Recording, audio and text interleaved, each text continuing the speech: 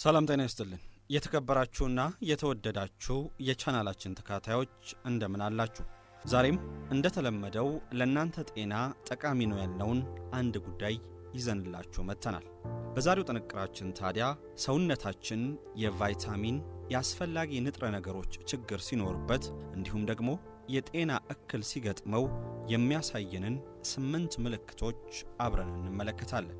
የሰው ልጅ አካል እጅግ በጣም ውስብስብ ከሚባሉ ነገሮች ውስጥ ከቀዳሚዎቹ ይመደባል። ሰውነታችን አገልግሎቱን ከማቆሙ እንዲሁም ሙሉ ለሙሉ በበሽታ ከመያዙ አስቀድሞ ጥቃቅንና አነስተኛ የሚመስሉ ምልክቶችን ያሳየናል።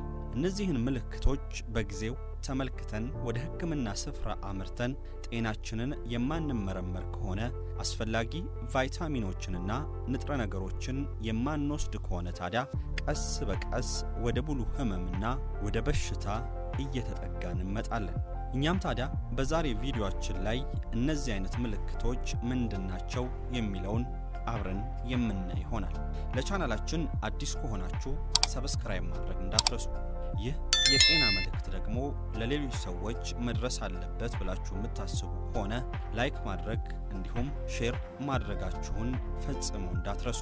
ከዛ ጎን ለጎን ግን ጥያቄ፣ ሐሳብ፣ አስተያየት ካላችሁ ደግሞ በኮሜንት መስጫ ሳጥናችን ውስጥ ሐሳባችሁን ልታጋሩን ትችላላችሁ።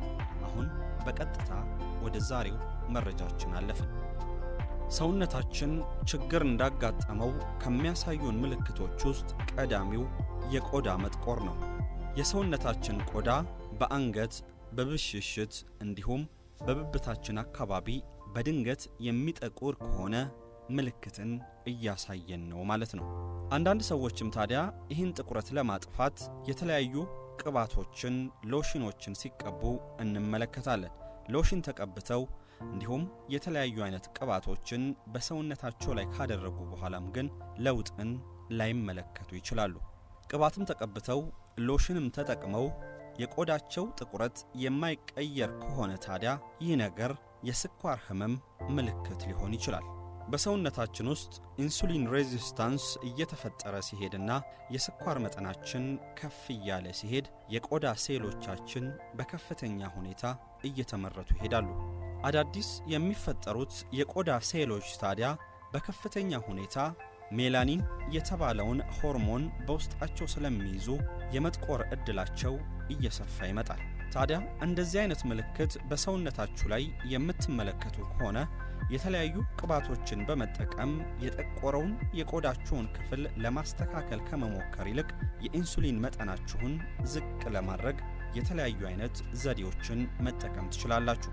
ስኳርነት ያላቸው ካርቦንሃይድሬት በውስጣቸው በብዛት ያላቸውን እንዲሁም የጮማነት አይነት ባህሪ ያላቸውን ምግቦች ባለመመገብ ስፖርታዊ እንቅስቃሴን በማድረግና ጤናማ የሚባሉ አመጋገቦችን በመከተል በሰውነታችን ውስጥ ያለውን የኢንሱሊን መጠን መቀነስ እንችላለን።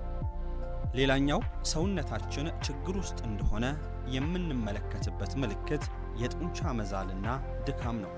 የተወሰነ እንቅስቃሴን ስታደርጉ ቁጭ ብላችሁ ተኝታችሁም ሰውነታችሁ የመዛል ምልክት የሚያሳይ ከሆነና ቶሎ ቶሎ የሚደክማችሁ ከሆነ ምናልባት ሰውነታችሁ የቪታሚን ኢ እጥረት እንዳለበት ማወቅ ይኖርባችኋል። ቪታሚን ኢን ወደ ፋርማሲ አምርተን ከፋርማሲ በታብሌት መልክ በመግዛት መጠቀም እንችላለን። እንደዛም ሆኖ ግን እንደነ ስፒናች፣ አቮካዶና ለውዝን የመሳሰሉ የተለያዩ አይነት ምግቦችን በመመገብም በሰውነታችን ውስጥ የተፈጠረውን የቪታሚን ኢ እጥረት ማካካስ እንችላለን። የመገጣጠሚያ አካባቢ ህመምም ሌላኛው ሰውነታችን ችግር ውስጥ እንዳለ የሚያሳየን ምልክት ነው። ስትቀመጡ፣ ስትንቀሳቀሱ እንዲሁም ስራን ስትሰሩ መገጣጠሚያችሁ አካባቢ የሚያማችሁ እንዲሁም መገጣጠሚያችሁ የተለያየ አይነት ድምፅን የሚያወጣ ከሆነ ሰውነታችሁ ችግር ውስጥ እንዳለ እየነገራችሁ ይገኛል።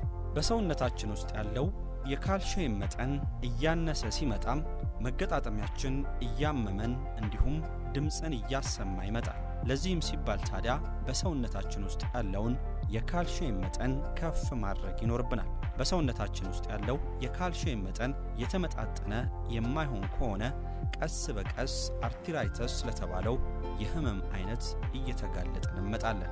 ካልሲየምን ወደ ፋርማሲ ሄደን በታብሌት መልክ መግዛት ምንችል ቢሆንም ያንን ከማድረግ ይልቅ ግን ወተትና የወተት ተዋጽኦ የሚባሉትን የተለያዩ አይነት ነገሮች በመጠቀም በሰውነታችን ውስጥ ያለውን የካልሲየም እጥረት ማስተካከል እንችላለን። በጥፍራችን ላይ የሚታዩ ነጫጭ ምልክቶችም ሰውነታችን ችግር ውስጥ እንዳለ ሊያሳዩን ይችላሉ። በጥፍራችን ላይ ነጫጭ ምልክቶችን የምንመለከት ከሆነ በሰውነታችን ውስጥ ያለው የዚንክ መጠን እጅግ እያነሰ እንደመጣ የሚያመላክተን ነው። እንደ ነጭ ዳቦና ኬክን ከመሳሰሉ ምግቦች ጋር አብዛኛውን ጊዜ የሚያሳልፉና እነዚህን የምግብ አይነቶች ደጋግመው የሚመገቡ ሰዎች በብዛት የዚንክ እጥረት በሰውነታቸው ውስጥ ያጋጥማቸዋል።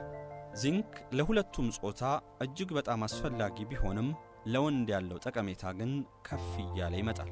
ምክንያቱ ደግሞ ወንድ ልጅ ከሚያስፈልጉት የሆርሞን አይነቶች ውስጥ ቀዳሚ ሆነው ቴስቶስትሮን የተባለው የሆርሞን አይነት መመንጨት የሚችለው ዚንክን በብዛት በሰውነታችን ውስጥ ማስገባት ስንችል ነው። ለሴት ልጅም ቢሆን በተለይ ሴቶች እርጉዝ በሆኑበት ሰዓት በሰውነታቸው ውስጥ ያለው የዚንክ መጠን አነስተኛ ከሆነ በእናቲቱም እንዲሁም በሚወለደው ልጅ ጤና ላይም ችግርን ይፈጥራል።